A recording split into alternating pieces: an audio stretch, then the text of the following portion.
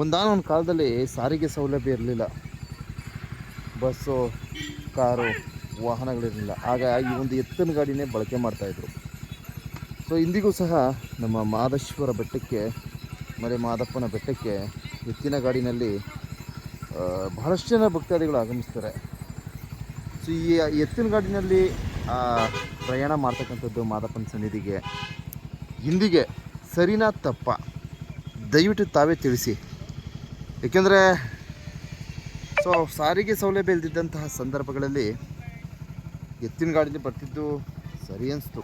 ಯಾಕಂದರೆ ವಾಹನ ಇಲ್ಲ, ಸೊ ವಾಹನಗಳು ಇಲ್ಲದ ಕಾರಣ ಎತ್ತಿನ ಗಾಡಿನಲ್ಲಿ ಪ್ರಯಾಣವನ್ನು ಮಾಡ್ತಾ ಇದ್ದರು. ಸೊ ಈ ಕಾಲದಕ್ಕೆ ಎತ್ತಿನ ಗಾಡಿ ಸೂಕ್ತನಾ? ಇವಾಗ ಬಸ್ಸು, ಕಾರು, ಇನ್ನಿತರ ವಾಹನಗಳಿದೆ. ಸೊ ಆ ಪ್ರಾಣಿಗೆ, ಆ ಒಂದು ಹಸು ಏನಿದೆ, ಆ ಒಂದು ಎತ್ತುಗಳು ಏನಿದೆ, ಆ ಒಂದು ಪ್ರಾಣಿನ ಬಲಿಪಶು ಮಾಡೋದು ಎಷ್ಟರ ಮಟ್ಟಿಗೆ ಸರಿ ಅಂತ ನಾನು ಕೇಳ್ತೀನಿ. ಇದು ಸುಮ್ಮನೆ ಹಂಗೆ ನನ್ನ ಒಂದು ಪ್ರಶ್ನೆ. ಕೆಲವು ಒಂದು ಗೊಂದಲಗಳು ಅಂತ ಹೇಳ್ಬೋದು. ಈ ಒಂದು ಗೊಂದಲಗಳು ನಂದು ಸರಿಯಾದ ತಪ್ಪೋ ಗೊತ್ತಿಲ್ಲ. ಸೊ ತಪ್ಪಿದರೆ ಬೈಬೋದು, ಬೈಕೊಂಡು ಕಮೆಂಟ್ ಹಾಕಿ. ನಾನೇ ಹೇಳ್ತಾಯಿದ್ದೀನಿ, ಫುಲ್ ಅಧಿಕಾರ ಕೊಡ್ತಾಯಿದ್ದೀನಿ.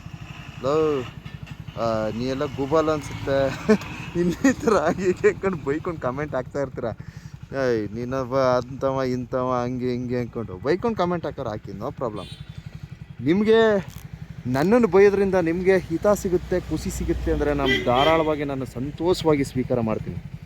ಯಾಕಂದರೆ ನಮ್ಮಲ್ಲಿರ್ತಕ್ಕಂಥ ಕೆಲವರಿಗೆ ಬೈಯೋದ್ರಲ್ಲಿ ಒಂಥರ ಮಜಾ ಸಿಗುತ್ತೆ, ಒಂಥರ ಖುಷಿ ಸಿಗುತ್ತೆ.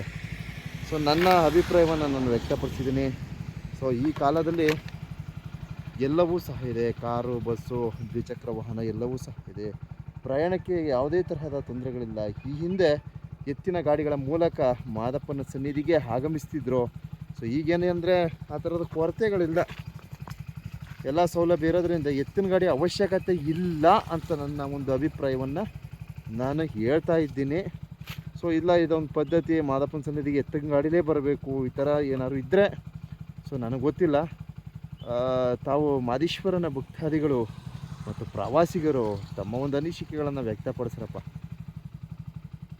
ತಾಳ್ಬೆಟ್ಟ ಕಾಣ್ತೈತೆ, ಸುಂದರವಾದ ವ್ಯೂ ಸಿಗ್ತೈತೆ, ಬಹಳ ಅದ್ಭುತವಾಗಿ ಕಾಣಿಸ್ತೈತೆ. ಸೊ ಬೈಯೋರು ಬೈಕೊಳ್ಳಿ, ಇಲ್ಲ ಸರ್ ನೀವು ಹೇಳಿದ್ದು ಸರಿ ಅನ್ನೋರು ಅದನ್ನು ತಿಳಿಸಿ. ಲೈಕ್ ಕೊಡಿ, ಕಮೆಂಟ್ ಮಾಡಿ, ಶೇರ್ ಮಾಡಿ. ಮಹದೇಶ್ವರ ಬೆಟ್ಟ ಸಂಬಂಧಿತ ಹೆಚ್ಚಿನ ಮಾಹಿತಿಗಳನ್ನು ಪಡೆದುಕೊಳ್ಳಿ. ಹಾಗೆ ನನ್ನ ಪೇಜ್ ಮಹದೇಶ್ವರ ಭಕ್ತ ಸಮೂಹ ಪೇಜ್ ಲೈಕ್ ಮಾಡ್ರಪ್ಪ, ಫಾಲೋ ಮಾಡಿರಿ. Thank you very much.